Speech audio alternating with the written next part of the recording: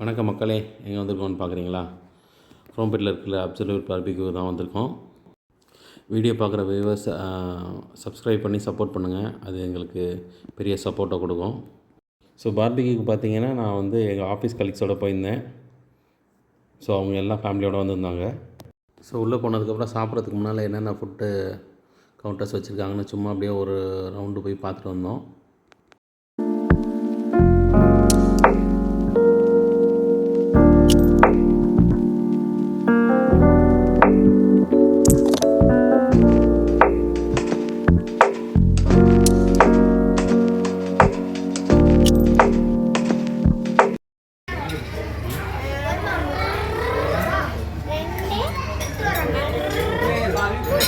So பார்பிக்யூவில் ஸ்பெஷலே பார்த்திங்கன்னா, இந்த மாதிரி ஒரு பார்பிக்யூ அடுப்பு வந்து நம்ம டேபிள்லேயே வச்சுருவாங்க. ஸோ அதில் வந்து க்ரில்ஸ் கொடுத்துருவாங்க. இங்கே பார்த்திங்கன்னா சிக்கன் க்ரில்லு, ஃபிஷ் க்ரில் இருக்கும், ப்ரான் க்ரில் இருக்கும். அது இல்லாமல் ஃப்ரூட்ஸும் வைப்பாங்க. அது இல்லாமல் பார்த்திங்கன்னா வெஜிடேரியன்ஸ் பார்த்திங்கன்னா பன்னீர் இருக்கும், காளான் இருக்கும். ஸோ இந்த எல்லா ஐட்டமும் நம்ம க்ரில் மேலேயே வச்சுருவாங்க. ஸோ நம்ம வந்து தேவையான அளவுக்கு ஹீட் பண்ணி சாப்பிட்டுக்கலாம். ஸோ ஸ்பைசஸ் நம்ம சொன்னோம்னா அதுக்கு தகுந்த மாதிரி அவங்க மாற்றி கொடுப்பாங்க, எவ்வளோ ஸ்பைஸ் வேணும்னு. க்ரில் ஐட்டம்ஸ் இல்லாமல் சில வெஜ் அண்ட் நான்வெஜ் ஐட்டம்ஸும் நம்ம டேபிள்லேயே சர்வ் பண்ணுவாங்க.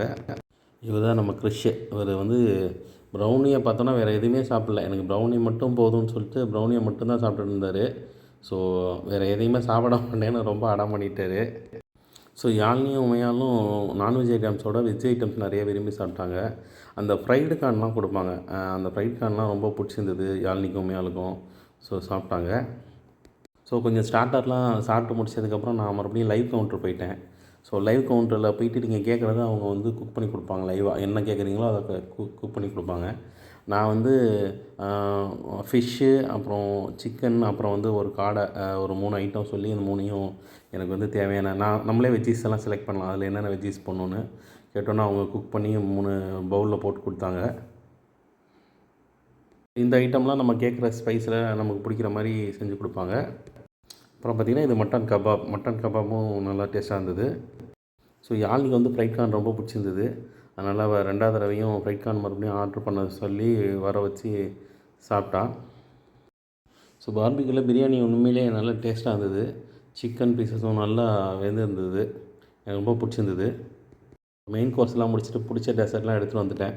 எடுத்துகிட்டு வந்து வச்சு நான் சாப்பிட ஆரம்பிச்சிட்டேன். நம்ம ஹரி தீவிர டயட்டை இன்றைக்கி ஒரு நாள் தவிர்த்துட்டு அவரும் ஸ்வீட்டில் இறங்கிட்டார். அவர் நார்மலாக டெய்லி ஆஃபீஸ்லேயே கட் ஃப்ரூட்ஸ் தான் சாப்பிடுவார் மத்தியானத்தில். இன்றைக்கி அதெல்லாம் இல்லை.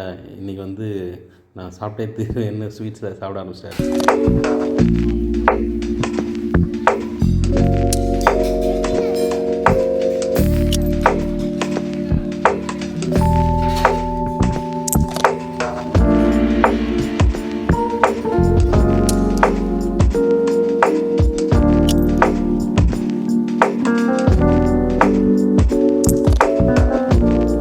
சாப்பிட்டு முடித்தோன்னே அங்கேயே கேக் கட்டிங் இருந்தது. ஸோ என் ஒய்ஃப் வித்யாவுக்கும் பர்த்டே, அதே மாதிரி என் ஃப்ரெண்டு சரவணனுக்கும் அன்றைக்கி அதே வீக்கில் பர்த்டே இருந்தது. ஸோ 2 பேரும் கேக் கட் பண்ணாங்க.